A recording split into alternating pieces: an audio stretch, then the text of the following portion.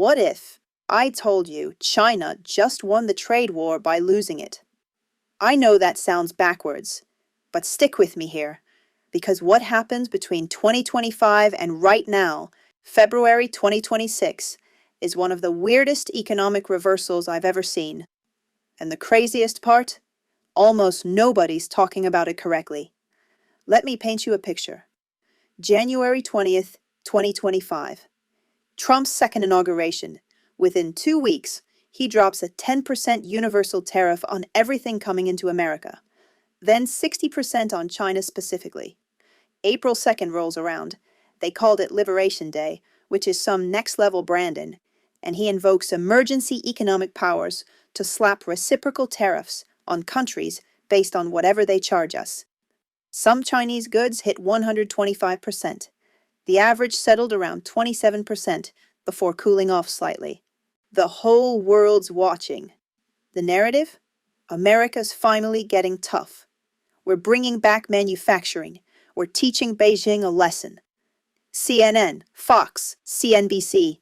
Everyone's running the same basic story about American strength and Chinese weakness. Except here's what actually happened.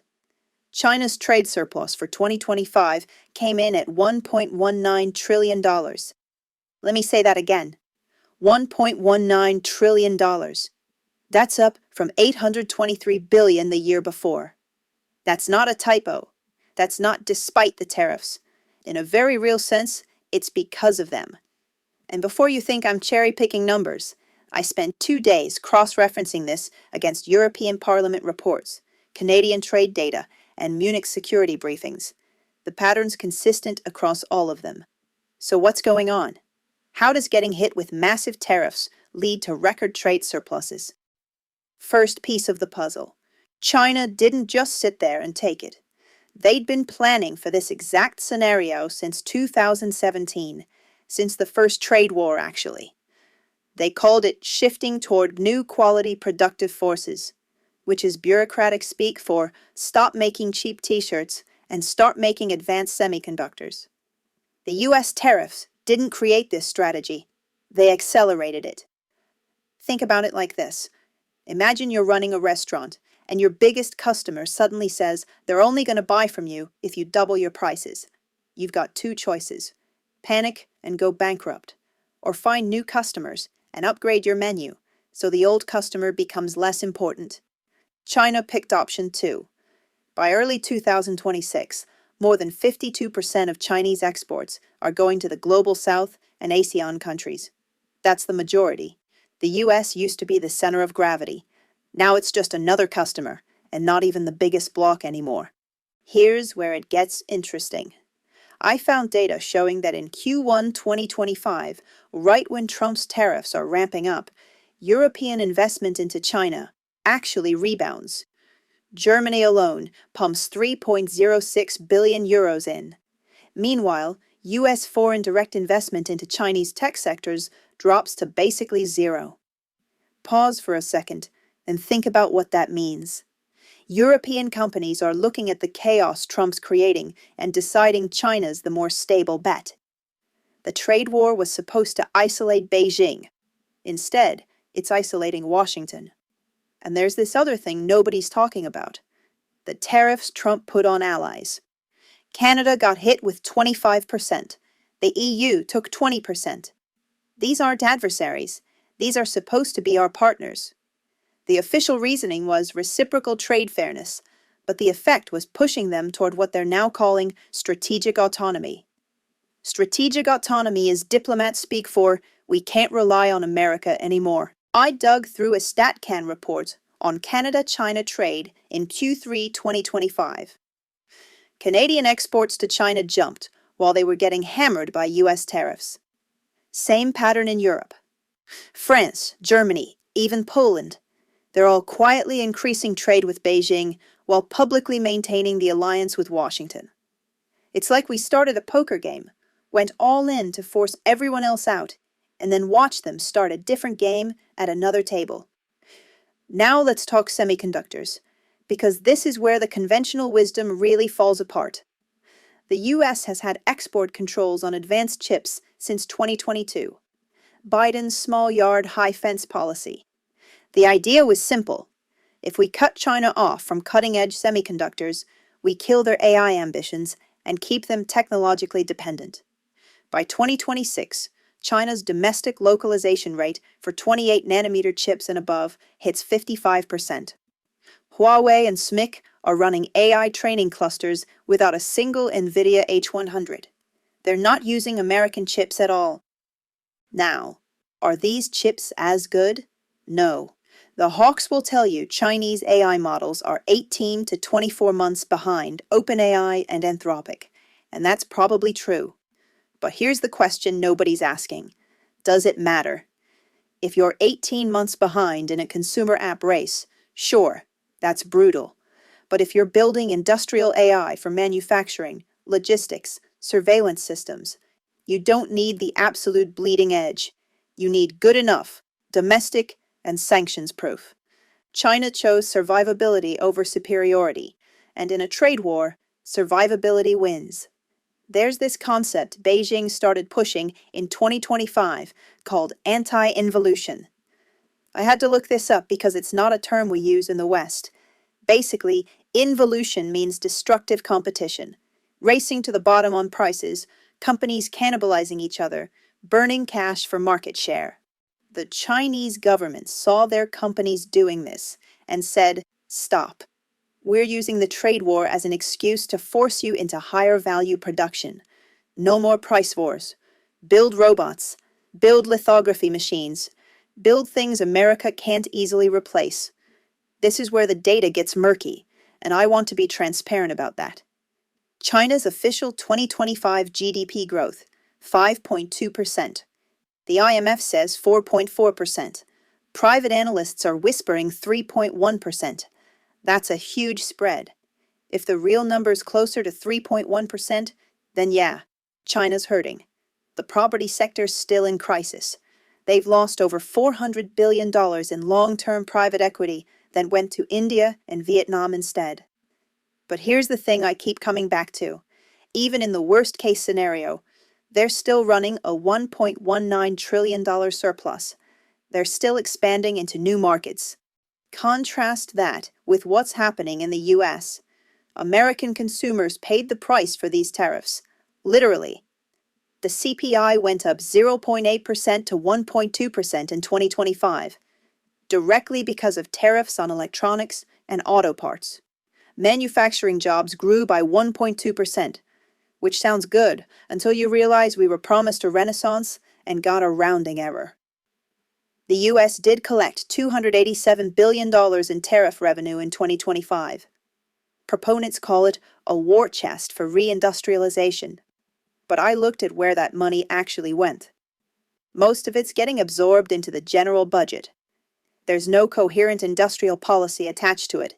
It's just revenue. We made everything more expensive and got a pile of cash with no plan.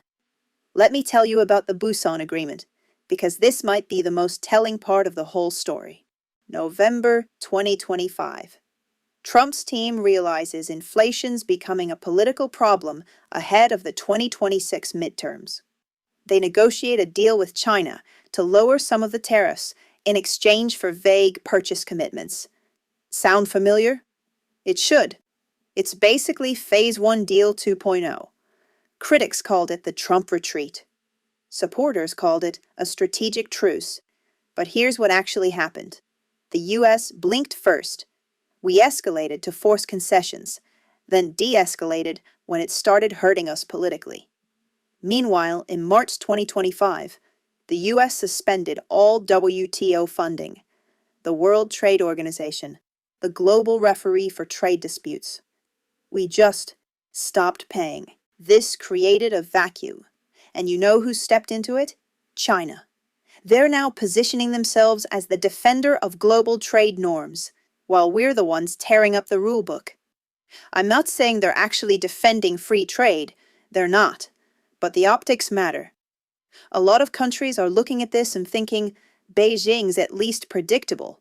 Washington's chaotic.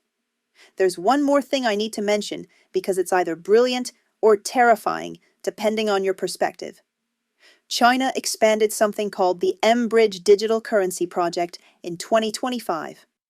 40-plus countries are now using it to settle trade in local currencies instead of US dollars. This isn't cryptocurrency hype. This is central banks creating an alternative payment system that bypasses SWIFT and dollar dominance. Every time the US uses sanctions as a weapon, more countries join systems like this. The trade war didn't just fail to isolate China economically, it gave Beijing the perfect excuse to build parallel infrastructure. Think about the shipping routes.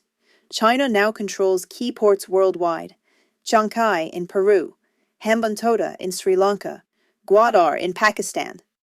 They're not just moving goods, they're controlling the logistics backbone of global trade. If the US market becomes hostile, they've already built the highways to everywhere else. So here's where we are. The stated goal is to weaken China, bring manufacturing back to America, and restore economic dominance. What actually happened was China diversified away from US dependence faster than anyone predicted.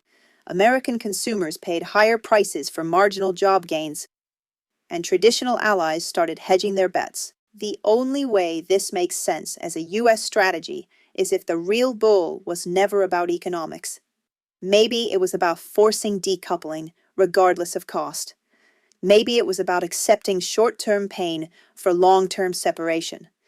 But if that's the case, nobody sold it that way to the public. We were told this would hurt them and help us.